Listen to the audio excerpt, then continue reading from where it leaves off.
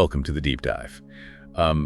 Usually, getting into an exclusive club requires the right resume. You need the right degree, the right connections, maybe a certain status. Right, like the VIP bouncer just kind of looks at your credentials and, nods you through. Exactly. But today, we're looking at a stack of sources that, well, they completely flip that script. We've got a famous letter in 1 Corinthians, some devotional reflections, and a really gripping modern missionary account. Yeah, and the mission today is really to figure out why the very thing society calls weakness might actually be, well, your ultimate advantage. Okay, let's unpack this. The source text basically claims that God specifically bypasses that VIP line and chooses the foolish, the weak, and the despised to shame the strong. If we connect this to the bigger picture, it makes perfect psychological sense. It's fundamentally about meritocracy versus grace. Because from a young age, we are wired to measure our worth by what we earn. Right? Yeah, but what we bring to the table. Exactly. But grace is an absolute subversion of that. You cannot earn a gift. Like, if spiritual worth relied on your noble birth or your wealth, it wouldn't be grace at all. It would just be another trophy on your mantle. Right. It's entirely about removing human boasting from the equation. So meritocracy and grace are, violently incompatible. Oh, absolutely. You just can't be gifted something if you are actively trying to buy it. But, it's one thing to say that in an ancient letter. It's another to see how that psychological barrier operates in the real world. Think about it like trying to grab a life preserver thrown to you in the ocean, but you refuse to let go of the heavy gold bars you're holding. Wow, yeah, that is a great image. The wealth isn't just physically heavy. Exactly. It's literally keeping your hands tied so you can't accept the rescue. So what does this all mean for people who actually have wealth and power?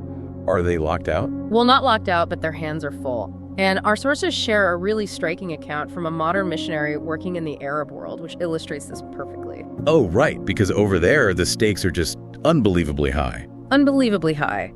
In that region, choosing to believe in Jesus often means being completely disowned by your family, left entirely penniless, or, even risking your life. Which totally explains why the wealthy and powerful families rarely take that step. Exactly. They simply have too much to lose. They just can't let go of the gold bars. But socially vulnerable people, they have zero worldly safety nets to fall back on anyway. Right. So when they grab that life preserver, they hold on with this passionate love that the missionary actually described as second to none. Like, their faith isn't just a casual weekend hobby, it's their literal survival mechanism. So desperation basically becomes the catalyst for genuine reliance. Yes, exactly. Their lack of worldly success literally removes an obstacle to faith. That makes a lot of sense. The less you have to lose, the easier it is to let go. But here's where it gets really interesting. If you go back to the origins of the early church, Paul is founding the Corinthian church from scratch. Yeah, while working as a tent maker alongside Aquila and Priscilla. Right, and preaching to both Jews and Greeks. But wait, if you're trying to build a massive movement, focusing entirely on the poor and despised sounds like, well, a terrible marketing strategy. Was Paul deliberately building a community of outcasts? What's fascinating here is that it wasn't a targeted recruitment strategy at all. Paul wasn't just looking for outcasts, he was pointing out a spiritual reality. That human achievements simply do not aid salvation. Exactly. He reminded the Corinthians to look around at their own community.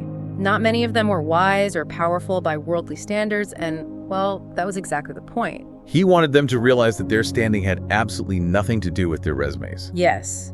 By stripping away their worldly credentials, he ensured they would boast only in Christ, who is their true wisdom and redemption. Which brings it right back to you, listening to this deep dive. Because it is so incredibly easy to slip back into that VIP mindset. What worldly standards are you using to measure your own worth right now? Yeah, is it your family background, your intelligence, your career success? And are those very things acting as the gold bars, keeping your hands tied? Are your achievements actually keeping you from relying on grace? The challenge here is to not resent your weaknesses or your lack of status, because those are often the exact places where you are most open to genuinely relying on something greater than yourself. It's a total paradigm shift. So think about those gold bars and think about the life preserver. If our earthly strengths can actually be our biggest spiritual blind spots, what is one weakness you are desperately trying to hide right now that might actually be your greatest qualification for a deeper calling?